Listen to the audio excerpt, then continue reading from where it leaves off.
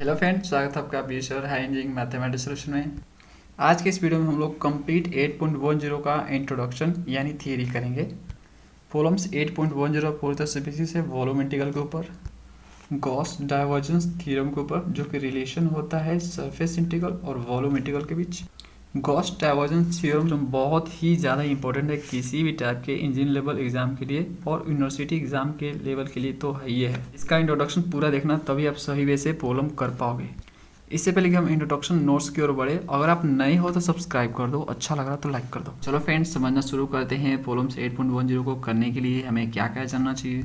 देखो, प्रॉब्लम्स 8.10 में जितने भी क्वेश्चन हैं वो सारे आपके गॉस डाइवर्जेंस थ्योरम पर बेसिस हैं। और गॉस डाइवर्जेंस थ्योरम को समझने से पहले आपको समझना पड़ेगा वॉल्यूम इंटीग्रल क्या होता है। तो चलो सबसे पहले समझते हैं वॉल्यूम इंटीग्रल क्या होता है। देखो, वॉल्यूम इंटीग्रल एक टाइप का मल्टीपल इंटीग्रल है, मतलब एक से ज़्यादा बार इंटीग्रेट किया जाता है, जिसमें किसी फंक्शन को किसी वॉल्यूम के ओवर इंटीग्रेट करके इवेलुएट किया जाता है। यानी फ्रेंड्स, आपको एक क्वेश्चन में वॉल्यूम दिया रहेगा, ठीक है, कोई आपका वॉल्यूम गिवन रहेगा, कोई भी आपका हो सकता है 3D स्पेस में कोई भी सरफेस हो सकता है, तो उसका आपको वॉल्यूम दिया रहेगा। ओके, एक आपको फंक्शन दिया रहेगा, इस फंक्शन को उठाना है आपको, इस वॉल्यूम के ओवर आपको इंटीग्रेट करने हैं, तो जो आपको रिजल्ट मिलेगा वो आपका होगा वॉल्यूम इंटीग्रल। देखो, दिया हुआ फंक्शन आपका वेक्टर फंक्शन हो सकता है, नहीं तो आपका स्केलर फंक्शन हो सकता है, लेकिन हम जो चैप्टर पढ़ रहे हैं चैप्टर 8, वो हम वेक्टर कैलकुलस पढ़ रहे हैं, तो दिया हुआ फंक्शन क्या होना चाहिए फ्रेंड्स, वेक्टर फंक्शन होना चाहिए, ठीक है। तो यहाँ पे हम वॉल्यूम इंटीग्रल निकालने के लिए वेक्टर फंक्शन का यूज़ करेंगे। अब चलो आगे समझते हैं। Let F vector B A vector point function. F vector आपका यहाँ पे वेक्टर पॉइंट फंक्शन है, volume B enclose by the close surface, और आपका कोई क्लोज सरफेस दिया हुआ है। लेट करो, आपका ये क्लोज सरफेस आपको दिया हुआ है, 3D में है ये, ठीक है, 3D में ही आपका वॉल्यूम निकलता है, तो ये आपका क्लोज सरफेस दिया हुआ है, इससे एक वॉल्यूम बन रहा है। ओके, इसको हम लोग भी से दिखाते हैं, और जो आपका फंक्शन दिया गया है एफ वेक्टर जो दिया गया वेक्टर पॉइंट फंक्शन, ये मतलब ये वेक्टर फंक्शन है। ओके, तो एफ आपका दिया हुआ एफ वेक्टर। तो यहाँ पे देखो, यहाँ पे वॉल्यूम इंटीग्रल को हम इस तरह से मैथमेटिकली एक्सप्रेस कर सकते हैं, volume integral equal to triple integral भी। यहाँ पे भी रीजन बताता है 3D में कि कहाँ से लेकर कहाँ तक आपका लिमिट लाई करेगा, ये तीनों इंटीग्रल सिंबल का, ठीक है, एफ टी भी। तो इस तरह से अगर आपको वॉल्यूम इंटीग्रल निकालने हैं तो आपको इस फॉर्मूले का यूज़ करना पड़ेगा। क्वेश्चन में आपको एफ वेक्टर भी गिवन रहेगा और ये भी गिवन रहेगा। ओके, दोनों का यूज़ करके आप इसको इवेलुएट कर लोगे तो आपको क्या मिलेगा रिजल्ट में, वॉल्यूम इंटीग्रल मिलेगा। आगे बढ़ते हैं। लेट कर लो कि एफ वेक्टर आपका दिया हुआ है इस तरह से कंपोनेंट में ब्रेक करके, F1 F2 F3। F1 F2 और F3 जो है एक्स वाई जेड का फंक्शन है। ओके, वेक्टर में है तो ऑफकोर्स इसमें आई जे और के होगा।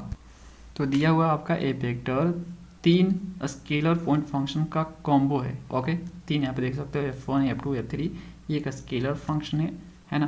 तो ये वेक्टर आपका बना हुआ है इन्हीं से। तो हम ए वेक्टर का वॉल्यूम इंटीग्रल कैसे निकालेंगे, तो देखो ध्यान से, देन यहाँ पे देखो, बस ये वाला चीज़ मैंने यहाँ पे लिखा।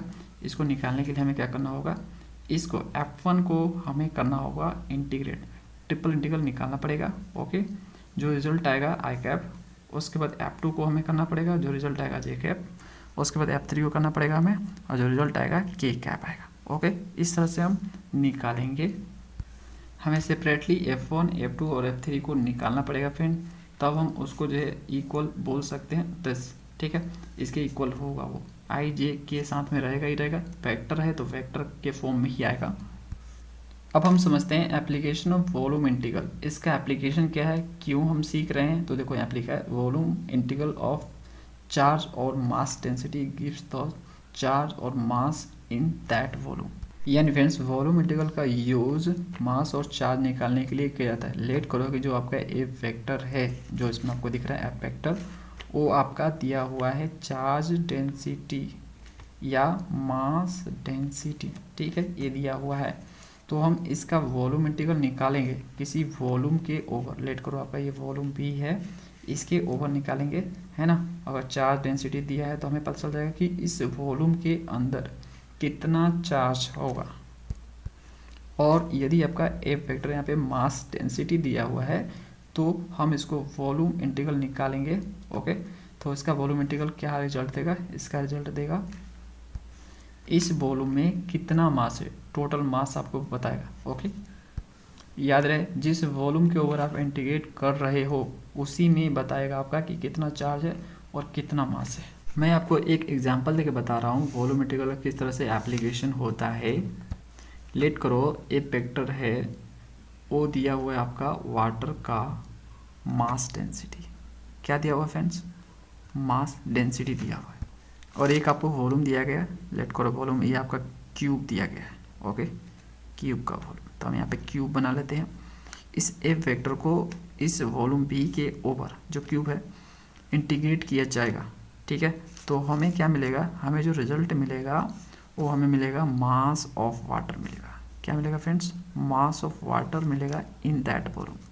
इस वॉल्यूम के अंदर कितना मास एग्जिस्ट करेगा वाटर का, ये हमें रिजल्ट के तौर पे मिलेगा जब हम एफ वेक्टर को इस वॉल्यूम के ऊपर इंटीग्रेट करेंगे। तो वॉल्यूम इंटीग्रल से रिजल्ट क्या मिलेगा ये डिपेंड करता है आपका एफ वेक्टर पे। एफ वेक्टर अगर आपका चार्ज डेंसिटी होता और हम इसको इंटीग्रेट करते इस वॉल्यूम के ऊपर, तो हमें क्या मिलता, चार्ज मिल जाता इस वॉल्यूम में। ओके, हम जानने के लिए रेडी हैं गॉस डाइवर्जेंस थ्योरम को। वॉल्यूम इंटीग्रल को समझने के बाद ही इसको समझा जा सकता है, जो कि हमने समझ लिया। तो सबसे पहले समझते हैं गॉस डाइवर्जेंस थ्योरम का काम क्या है। गॉस डाइवर्जेंस थ्योरम का काम है ट्रांसफॉर्मेशन का, कन्वर्जन का। ये दिए हुए किसी क्लोज्ड सरफेस के ओवर सरफेस इंटीग्रल को वॉल्यूम v के ओवर वॉल्यूम इंटीग्रल में कन्वर्ट करता है। यहाँ पे जो वॉल्यूम v होता है आपका सरफेस एस से ही बॉन्डेड होता है। सिंपल वे में बोला जाए तो ये क्या करता है, सरफेस इंटीग्रल को वॉल्यूम इंटीग्रल में कन्वर्ट करता है। ये कन्वर्सली भी होता है, मतलब उल्टा भी होता है, वॉल्यूम इंटीग्रल से सरफेस इंटीग्रल में भी कन्वर्ट करता है। देखो गॉस डाइवर्जेंस थ्योरम में सरफेस इंटीग्रल का बार बार यूज किया जाएगा। अगर आप सरफेस इंटीग्रल के बारे में नहीं जानते हो तो फ्रेंड्स आप इस प्रॉब्लम को नहीं कर पाओगे, प्रॉब्लम्स 8.10 को नहीं कर पाओगे। ठीक है, उसको जाके देखो, उसका लिंक आपको डिस्क्रिप्शन में मिल जाएगा सरफेस इंटीग्रल का। अगर आपने देखा हुआ है मेरा वीडियो, आप सीरीज वाइज देखते हो तो आपको कोई दिक्कत नहीं होने वाली है, आप एक्सीलेंट हो। गॉस डाइवर्जेंस थ्योरम में दो ही टर्म आते हैं आपके, एक वॉल्यूम इंटीग्रल, दूसरा आपका सरफेस इंटीग्रल। वॉल्यूम इंटीग्रल आपको मैंने डिटेल में समझाया, अभी समझाया। सरफेस इंटीग्रल मैं पहले समझा चुका हूँ, तो उसको देख लेना तब यहाँ पे आना। अब देखो यहाँ पे नोट मैंने लिखा हुआ है गॉस डाइवर्जेंस थ्योरम क्या होता है, रिलेशन होता है किसके बीच, सरफेस इंटीग्रल और वॉल्यूम इंटीग्रल के बीच। फ्रेंड्स हमने ये तो समझ लिया कि कन्वर्जन का काम होता है, ट्रांसफॉर्मेशन का काम होता है गॉस डाइवर्जेंस थ्योरम का, लेकिन ये कन्वर्जन ट्रांसफॉर्मेशन होता कैसे है तो ये आपको पता चलेगा statement of Gauss divergence theorem से। समझो इसका स्टेटमेंट क्या बोल रहा है। स्टेटमेंट इसका बोल रहा है कि किसी क्लोज्ड सरफेस एस के अराउंड वेक्टर फंक्शन एफ का नॉर्मल कंपोनेंट का सरफेस इंटीग्रल इक्वल होगा वॉल्यूम बी जो कि सरफेस एस से ही इनक्लोज्ड है के over divergence of F vector का वॉल्यूम इंटीग्रल के। स्टेटमेंट काफ़ी लंबा हो गया, इसको मैं सिंपल करके समझाता हूँ। ये लोग स्टेटमेंट के जरिए ये बोलना चाहते हैं कि यदि मैं आपको कोई क्लोज्ड सरफेस दूँ, लेट करो ये क्लोज सरफेस एस है, ओके, इसके अराउंड मतलब इसके ऊपर हम वेक्टर फंक्शन एफ के नॉर्मल कंपोनेंट फ्रेंड्स इसलिए बोला है लोग क्योंकि देखो जो आपका एफ वेक्टर है ऐसे भी हो सकता है, आपका ऐसे भी हो सकता है, होगा ना। तो ऐसे होगा तो जो उसका नॉर्मल कंपोनेंट होगा मतलब जो परपेंडिकुलर गिरेगा सरफेस पे उसके डायरेक्शन में एफ वेक्टर का जो वैल्यू होगा है ना, उसको आपको लेना है, ये बोलना चाहते हैं लोग। तो जो आपका एफ वेक्टर का नॉर्मल कंपोनेंट होगा उसको लेके आपको क्लोज सरफेस एस के अराउंड सरफेस इंटीग्रल निकालने हैं जो कि इक्वल होगा उसी क्लोज सरफेस से बना हुआ वॉल्यूम भी के over divergence of F vector का वॉल्यूम इंटीग्रल के, यानी उसी सरफेस ए से आपका वॉल्यूम जनरेट होगा। देखो लेट करो आपका ये सरफेस है, ओके, एक सरफेस हो गया, दूसरा सरफेस, तीसरा सरफेस, चौथा सरफेस, इस तरह सरफेस मिलके वॉल्यूम जनरेट कर रहे हैं। तो अगर हम इस वॉल्यूम के over divergence of F vector का वॉल्यूम इंटीग्रल निकाले तो वो किसके इक्वल होगा, इसके इक्वल होगा। मैंने आपको बताया यहाँ पे ये सरफेस इंटीग्रल के इक्वल होगा। इसको आप ऐसे भी समझ सकते हो, लेट करो आपको यहाँ पे 6 सरफेस दिया हुआ है S1, S2, S3, S4, S6, ठीक है। इनके मिलने से यहाँ पे एक क्यूब बन रहा है, ठीक है, एक वॉल्यूम बन जाएगा, ओके। तो अगर आप इन सब का सरफेस इंटीग्रल निकाल लेते हो और इनसे जो वॉल्यूम बनेगा, यहाँ पे जो वॉल्यूम V बनेगा जो कि क्यूब है, इसका अगर आप वॉल्यूम इंटीग्रल निकालते हो, एफ फंक्शन आपका दोनों जगह सेम रहेगा, ठीक है। एफ फंक्शन को लेके ही आपको सरफेस इंटीग्रल निकालने हैं, एफ फंक्शन को लेके ही आपको वॉल्यूम इंटीग्रल निकालने हैं। तो इन सभी सरफेस का सरफेस इंटीग्रल को आप जोड़ देते हो तो वो इक्वल किसके होगा, इस वॉल्यूम के ओवर जो आपका फंक्शन है उसका डाइवर्जेंस ऑफ ए वेक्टर का वॉल्यूम इंटीग्रल निकालोगे उसके इक्वल होगा। ये दोनों आपस में बराबर होंगे, ये बोलना चाहता है statement of Gauss divergence theorem. देखो ये जो स्टेटमेंट है ये थ्योरेटिकली है, मैथमेटिकली हम कुछ इस तरह से इसको लिखते हैं। यहाँ पे देखो इस साइड जो आपको दिखाया जा रहा है ये एक सरफेस इंटीग्रल का फॉर्मूला है, ठीक है। इस साइड जो आपको दिखाया जा रहा है एक वॉल्यूम इंटीग्रल का फॉर्मूला है। यहाँ पे जो आपका वॉल्यूम इंटीग्रल निकाला जाएगा वो डाइवर्जेंस ऑफ एफ का वॉल्यूम इंटीग्रल निकाला जाता है। यहाँ पे देखो डाइवर्जेंस ऑफ एफ को हम ऐसे भी लिखते हैं, हम जानते हैं डाइवर्जेंस निकालते समय हमने सीखा था इस चीज़ को कि इसको हम ऐसे भी लिख सकते हैं। तो इस तरह से statement of Gauss divergence theorem express होता है मैथमेटिकल। फ्रेंड्स हम प्रूफ करते हैं गॉस डाइवर्जेंस थ्योरम को, जो हमने यहाँ पे लिखा है ये आया कैसे है इसको हम प्रूफ करते हैं। तो इसको प्रूफ करने के लिए हम यहाँ पे लेट कर लेंगे, जो एफ वेक्टर इसमें गिवन है उसको हमने यहाँ पे लेट कर लिया। कंपोनेंट में इस तरह से ब्रेक है f1 f2 f3, ठीक है। f1 f2 f3 आपके स्केलर पॉइंट फंक्शन है और इनसे बने हुए हैं vector point function f, okay. इसको हम पुट करते हैं गॉस डाइवर्जेंस थ्योरम में, यानी हम इसमें पुट करते हैं, ठीक है। जहाँ जहाँ भी f है वहाँ पे हम इसको पुट कर देंगे।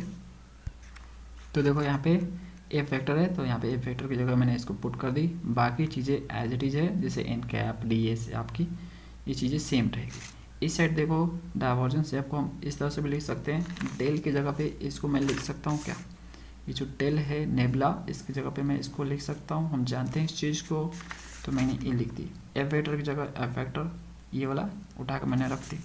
और उसके बाद ये जो डी बी है देखो यहाँ पे उसके जगह मैंने d x d y d z लिखते हैं। हम लोग जानते हैं वॉल्यूम निकालने के लिए हमें तीन चीज़ों की ज़रूरत पड़ती है, तीन डायमेंशन की ज़रूरत पड़ती है। पहले हमें लंबाई की ज़रूरत पड़ेगी, दूसरा हमें चौड़ाई की ज़रूरत पड़ेगी, ठीक है, और तीसरा हमें ऊंचाई की ज़रूरत पड़ती है। यहाँ पे लेट करो हमने लंबाई को x मान लिया, चौड़ाई को हमने y मान लिया और ऊंचाई को हमने z यहाँ पे मान लिया। ये हो गया आपका वॉल्यूम, ओके। तीनों को मल्टीप्लाई करेंगे x y z।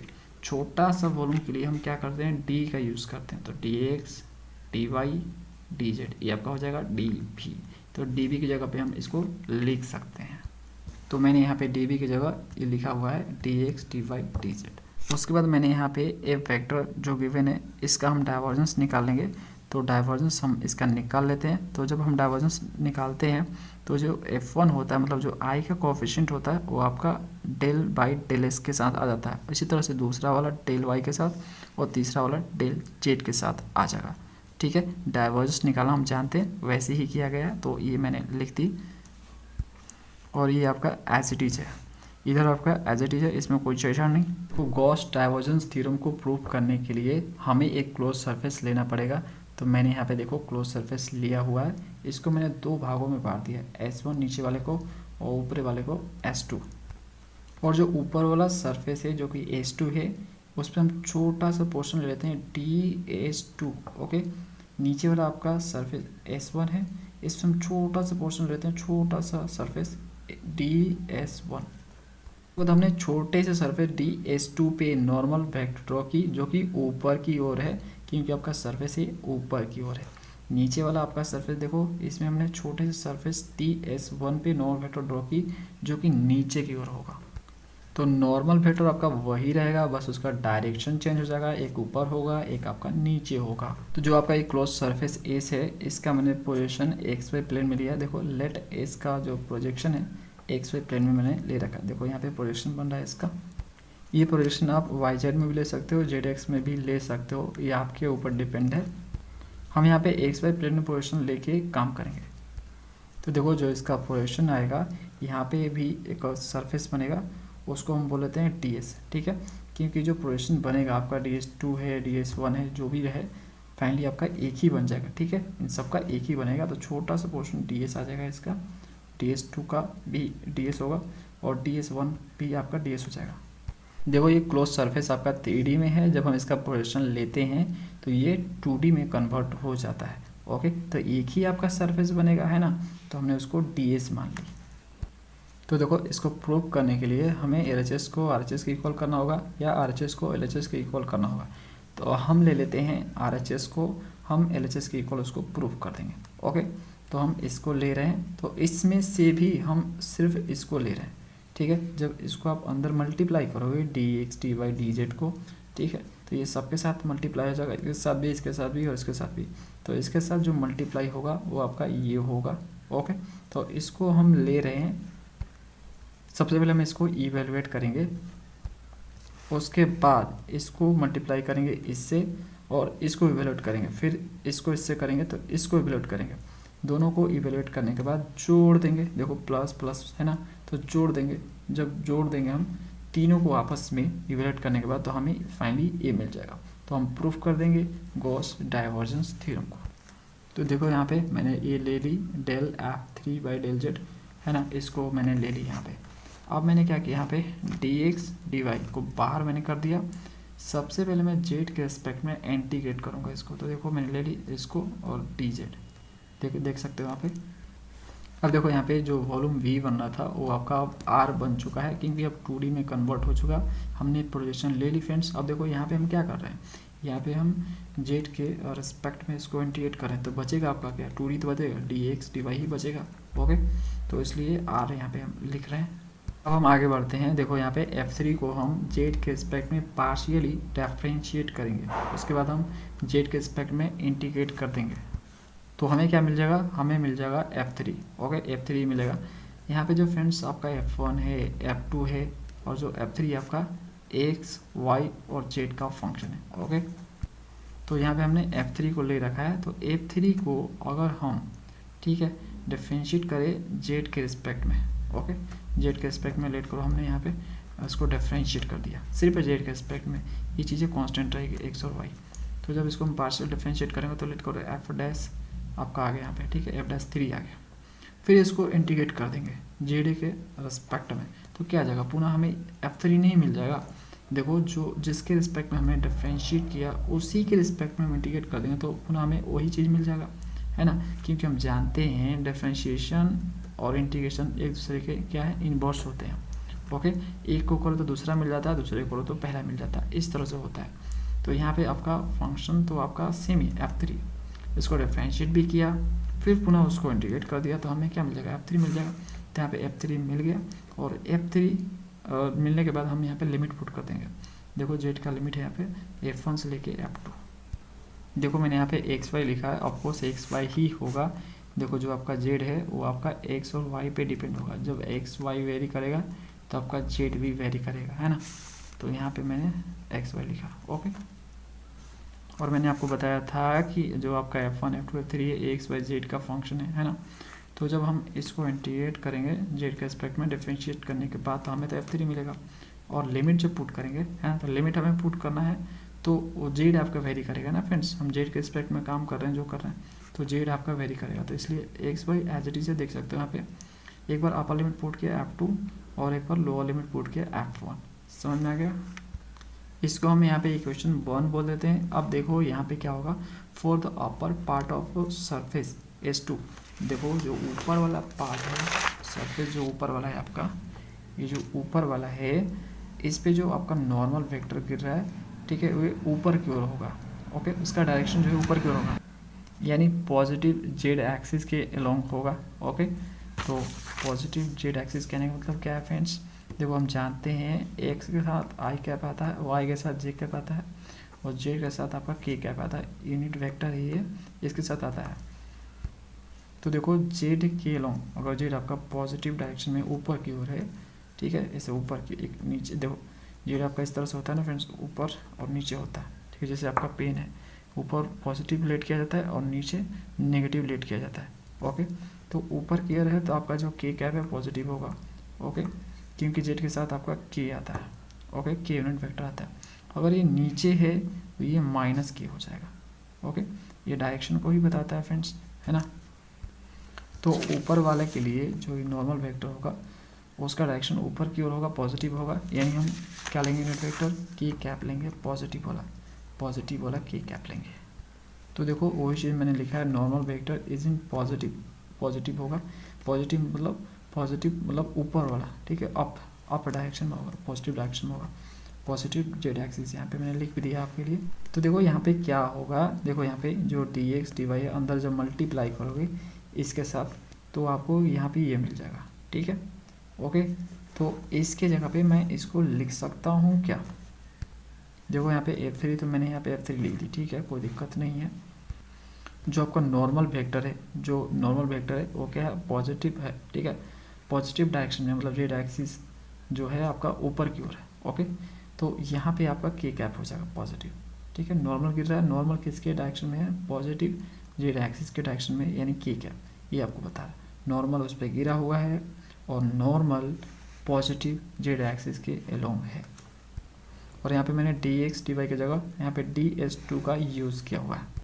देखो आपका सरफेस 2 पे आपका छोटा सा यहाँ पे बन रहा है ना फ्रेंड्स, सरफेस DS2, तो DX DY की जगह पे हमने यहाँ पे क्या लिया हुआ है, DS2 लिया हुआ है, क्योंकि ये सरफेस 2 की बात हो रही है। हम डायरेक्ट DS लिख सकते हैं, कोई दिक्कत नहीं है, लेकिन सरफेस 2 की बात हो रही है इसलिए हम यहाँ पे DS2 लिखेंगे। अब हम बात करते हैं लोअर पार्ट ऑफ सरफेस यानी S1 के बारे में। तो देखो जो आपका S1 है वो आपका नीचे है ना, नीचे है, तो जो नॉर्मल वेक्टर गिर रहा है वो आपका नीचे की ओर है, ठीक है, नीचे डायरेक्शन में, नेगेटिव जेड एक्सिस है, ओके। नेगेटिव होगा तो क्या हो जाएगा यहाँ पे, जेड जो होगा उसका जो नॉर्मल वेक्टर होगा, ठीक है, वो आपका कौन सा डायरेक्शन में होगा, माइनस के कैप, ठीक है, ये हो जाएगा माइनस में, समझ आ गया। तो यहाँ पे हम क्या लिखेंगे फ्रेंड्स, देखो हम यहाँ पे लिख देंगे normal vector is in direction, negative direction में होगा, ओके, यानी डाउन नीचे होगा, यानी माइनस जेड एक्सिस, इसलिए मैंने यहाँ पे आपके लिए जेड एक्सिस माइनस में लिख दी, ठीक है, जिससे आप बेटर समझ पाओ। तो देखो यहाँ पे क्या होगा, यहाँ पे देखो इसको आप इससे मल्टीप्लाई करो, जब इसको आप इससे मल्टीप्लाई करोगे तो आपको ये चीज़ें मिलेगी ना, तो ये मैंने लिख दी यहाँ पे। अब देखो फ्रेंड्स आपका जो नॉर्मल वेक्टर है वो आपका नेगेटिव डायरेक्शन में है, इसलिए हम यहाँ पे लिखेंगे माइनस के cap, okay, normal vector, okay. ये नॉर्मल यूनिट वेक्टर है आपका सरफेस पे, कौन से सरफेस पे, S1 सरफेस पे, ओके, कौन से डायरेक्शन में, नेगेटिव, ठीक है, नेगेटिव डायरेक्शन में है, यानी फ्रेंड्स आपका नेगेटिव जेड एक्सिस है, इसलिए यहाँ पे माइनस के कैप लिखेंगे, ओके। इसे हम इक्वेशन 3 बोलेंगे और इसे इक्वेशन 2 बोलेंगे। यहाँ पे जो वैल्यू है इक्वेशन 2 और 3 का, इसको हम पुट करेंगे 1 में, यानी इसमें पुट करेंगे, ओके। इसको जब हम मल्टीप्लाई करेंगे ना तो ये चीज़ आएगी ना, इसको जब इससे करेंगे तो ये चीज़ें मिलेगी, ओके। तो हम क्या कर रहे हैं, ये जो वैल्यू है राइट वाला, ओके, इसको उठा के हम यहाँ पे रख रहे हैं, इसके जगह पे और इसके जगह पे। तो देखो जब इसके जगह पे इसको रखेंगे, ओके, तो हमें ये मिल जाएगा, और जब इसको उठा के यहाँ पे हम रखेंगे, ठीक है, इसके जगह पे, तो ये माइनस है यहाँ पे, देखो ये माइनस है यहाँ पे, देखो दिख रहा माइनस, और यहाँ पे भी माइनस है, तो माइनस माइनस क्या हो जाएगा, प्लस हो जाएगा, इसलिए मैं यहाँ पे प्लस लिख रहा हूँ, ओके। बाकी चीज़ें आपकी सेम है, यहाँ पे आपका DS2 है तो DS2, DS1 तो DS1, हर चीज़ें सेम है, उठा के मैंने सिर्फ रिप्लेसमेंट किया, ठीक है, इनकी जगह पे, तो ये मैं लिख दूंगा। अब देखो फ्रेंड जब इनको हम जोड़ देंगे तो हमें ये चीज़ें मिल जाएगी, ओके। अब बोलोगे कैसे मिल जाएगा, तो यहाँ पे देखो दो सरफेस में हमने डिवाइड किया था S1 S2, लेकिन आपका सरफेस तो आपका एक ही है ऐसे, ठीक है, क्लोज सरफेस आपका एक ही है, उसको हमने दो भागों में बांट दिया। जब दोनों भाग को हम जोड़ेंगे तो हमें एक नहीं मिल जाएगा, ये S1 है ये S2 है, जब हम S1 प्लस S2 करेंगे तो हमें S नहीं मिल जाएगा, ठीक है। तो देखो S2 S1 यहाँ पे S हो गया आपका, DS2 DS1 आपका DS हो जाएगा, ओके। तो फ्रेंड जिस तरह से हमने इसको इवेलुएट किया, इसी तरह से फ्रेंड्स आप F2 को लो, उसको आप करोगे इवेलुएट तो आपको फाइनली A मिलेगा। देखो यहाँ पे आपका N कैप और DS सेम है, चेंज क्या हो रहा है, तो देखो यहाँ पे K कैप है तो आपका J कैप हो जाएगा, ओके। F3 है तो आपका F2 हो जाएगा। F1 को लो, इसको इवेलुएट करो तो आपको यहाँ पे मिल जाएगा, यहाँ पे F2 है तो आपका F1 हो जाएगा, यहाँ पे आपका J कैप है तो यहाँ पे I कैप हो जाएगा। समझ में आ रहा है फ्रेंड्स? तो इस तरह से आपके यहाँ पे 3 इक्वेशन मिले, तो इसको 4th बोलो, इसको 5th बोलो, इसको 6th नंबर बोलो। इन तीनों को आपस में जोड़ दो, चलो इसको जोड़ते हैं, लेफ्ट वाले को लेफ्ट में, राइट वाले को राइट में। तो जब हम जोड़ देंगे, देखो लेफ्ट वाला लेफ्ट में जुड़ गया, राइट वाला राइट में जुड़ गया। यहाँ पे क्या कॉमन थी, यहाँ पे dx dy dz कॉमन था लेफ्ट में। यहाँ पे देखो राइट में क्या कॉमन था, एन कैप और ds आपका कॉमन था, है ना, ये कॉमन था, तो ये इसको मैंने कॉमन कर ली। जो चीज़ें कॉमन नहीं थी वो अंदर है, यहाँ पे देख सकते हो। तो जोड़ने के बाद फाइनली आपको ये चीज़ें मिलेगी। अब देखो फ्रेंड्स, ये फाइनली आपका क्या है, ये डाइवर्जेंस ऑफ एफ है। ये जो दिख रहा है आपको del F1 by del x, del F2 by del y, del F3 by del z, ये आपका क्या है, डाइवर्जेंस ऑफ एफ वेक्टर है। तो हम इसको लिख सकते हैं dx dy dz की जगह dv लिख सकते हैं हम लोग, ठीक है। ये आपका v तो रहेगा ही, और यहाँ पे देखो इस डाइवर्जेंस ऑफ एफ को हम ऐसे भी लिख सकते हैं डेल के फॉर्म में, del dot F vector, okay. इधर को हम ऐसे लिख सकते हैं, ये आपका क्या है, एफ वेक्टर है ना, एफ वेक्टर है आपका ये। और ये चीज़ें आपकी सेम है, एन कैप और डी एस आपकी सेम है, ओके। यहाँ पे देखो मैंने लिख दिया है कि डी वी की जगह d x d y d z है, ओके, मतलब इसकी जगह पे हमने इसको लिखा। तो इस तरह से आपका ये प्रूफ होता है, तो हम यहाँ पे लिखेंगे प्रूफ्ड। और फ्रेंड्स हम बात कर लेते हैं application of Gauss divergence theorem. Gauss divergence theorem का क्या क्या एप्लीकेशन होता है। देखो इसका एप्लीकेशन बहुत सारा है, इनमें से मैं कुछ आपको बता रहा हूँ। देखो इसका वाइडली यूज होता है फिजिकल साइंस में, इंजीनियरिंग में। अगर स्पेशली देखा जाए तो फ्लूइड फ्लो में इसका यूज आप देखोगे, हीट फ्लो में इसका यूज देखोगे, इलेक्ट्रोमैग्नेटिज्म में भी इसका यूज आप देखोगे। तो ये कुछ इंपॉर्टेंट टॉपिक है जिनमें यूज इसका आप देखोगे। फ्रेंड्स हम बात करते हैं ग्रीन्स थ्योरम के बारे में। ये वो ग्रीन्स थ्योरम नहीं है जिसको मैंने आपको सिखाया था प्रीवियस वीडियो में। ये वो ग्रीन्स थ्योरम है जो गॉस डाइवर्जेंस थ्योरम से ही डिराइव हुआ है। देखो यहाँ पे लोग क्या बोल रहे हैं, यहाँ पे बोल रहे हैं कि यदि फाई और साई दो स्केलर पॉइंट फंक्शन है जिनका फर्स्ट और सेकेंड ऑर्डर डेरिवेटिव कंटिन्यूअस है, तो हम कुछ इस तरह से इनको लिख सकते हैं। इसका प्रूफ आपको बुक में मिल जाएगा। ये कैसे आया हुआ है इसका प्रूफ आपको बुक में मिल जाएगा। यहाँ पे जो आप देख रहे हो del psi by del one और del phi by del n जो आप दिख रहे हो, ये क्या है, देखो इसके जगह पे ये है, ठीक है, मतलब इसके जगह पे इसको लिखा गया है, इसके जगह पे इसको लिखा गया है। तो यहाँ पे actual meaning del psi by del n का ये है, ये आपको बता रहा है डायरेक्शनल डेरिवेटिव को बता रहा है। डायरेक्शनल डेरिवेटिव एन वेक्टर के अलोंग है, ठीक है, एन वेक्टर के डायरेक्शन में ये डायरेक्शनल डेरिवेटिव है सरफेस के किसी भी पॉइंट पे, ठीक है, किसी पॉइंट पे, कोई भी पॉइंट हो सकता है, पॉइंट पी, पॉइंट क्यू, कोई भी पॉइंट है, उस पर जो नॉर्मल वेक्टर है उसकी डायरेक्शन में ये साई फंक्शन का डायरेक्शनल डेरिवेटिव है ये, ठीक है। इसी तरह से आपका ये वाला है, यहाँ पे पाई का डायरेक्शनल डेरिवेटिव है एन के अलोंग, ओके। देखो ये बुक में दिया हुआ है इसलिए मैं आपको इसको समझा रहा हूँ। अगला टर्म है हमारा हार्मोनिक फंक्शन। इसको समझते हैं। ये बोल रहा है कि अगर कोई स्केलर पॉइंट फंक्शन फाई है वो सेटिस्फाई करता है लैप्लेस इक्वेशन को every point in region E. Region E है आपका, ठीक है, रीजन ई में जितने भी पॉइंट है वो सब पे जो है आपका लैप्लेस इक्वेशन को सेटिस्फाई करता है ये स्केलर पॉइंट फंक्शन फाई, तो हम बोलेंगे उसको हार्मोनिक फंक्शन। इस फंक्शन का नाम क्या हो जाएगा, harmonic function in E. Region E में ये हार्मोनिक फंक्शन होगा। अब बोलोगे आप लैप्लेस इक्वेशन क्या होता है, तो देखो ये जो आपको गिवन है ना, यही लैप्लेस इक्वेशन होता है। Del square phi equal to 0 अगर आ जाए तो वो होता है लैप्लेस इक्वेशन। तो रीजन ई में, रीजन ई के हर एक पॉइंट पे अगर आपका जो फाई फंक्शन है वो लैप्लेस इक्वेशन को सेटिस्फाई करता है तो वो हार्मोनिक फंक्शन हो जाएगा। आगे देखो फ्रेंड्स, यहाँ पे क्या लिखा हुआ है, यहाँ पे लिखा हुआ है इफ़ फाई और साई दोनों हार्मोनिक फंक्शन है इन रीजन ई में, यानी आपका रीजन एक ही रहेगा। अगर आपका फाई और साई दोनों हार्मोनिक निकले, मतलब दोनों जो है लैप्लेस इक्वेशन को सेटिस्फाई कर रहे हैं रीजन ए के हर एक पॉइंट पर, तो हम ऐसा लिख सकते हैं, ठीक है। ये इक्वल होगा इसके, ओके, इस तरह से हम लिख सकते हैं।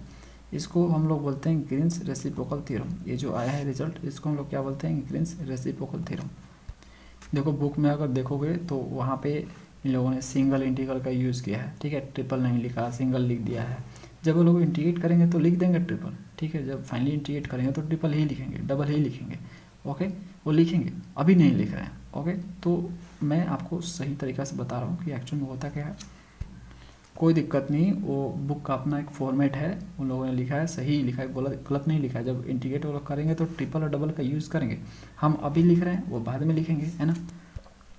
तो मैंने यहाँ पे डिटेल लिखा है, यहाँ पे देख सकते हो ट्रिपल लिखा है, यहाँ पे डबल लिखा है, जो चीज़ें सही है वो एक्चुअल मैंने लिखा है। ओके, तो इस तरह से फ्रेंड्स ये आपका ग्रीन्स रेसिप्रोकल थ्योरम होता है ये वाला। और यहाँ पे आपका जो del psi by del n है, इसके बारे में मैंने यहाँ पे डिटेल लिखा हुआ है, देख सकते हो। ओके, और इसके बारे में भी यहाँ पे लिखा हुआ है। तो ये चीज़ है आपकी। तो अगर आपको कहीं पे इस पे बेसिस क्वेश्चन मिलता है हार्मोनिक फंक्शन पे, ठीक है, तो आप इसका यूज़ करके इजीली कर पाओगे।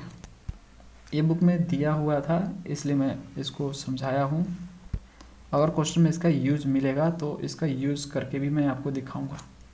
और यदि लगता है कि आपके काम का नहीं है तो छोड़ो, हटाओ, क्या दिमाग लगाना छोट मोट का। तो फ्रेंड्स ये था कंप्लीट इंट्रोडक्शन प्रॉब्लम्स 8.10 का। मिलते हैं नेक्स्ट वीडियो में सोल्यूशन के साथ। Thanks for watching.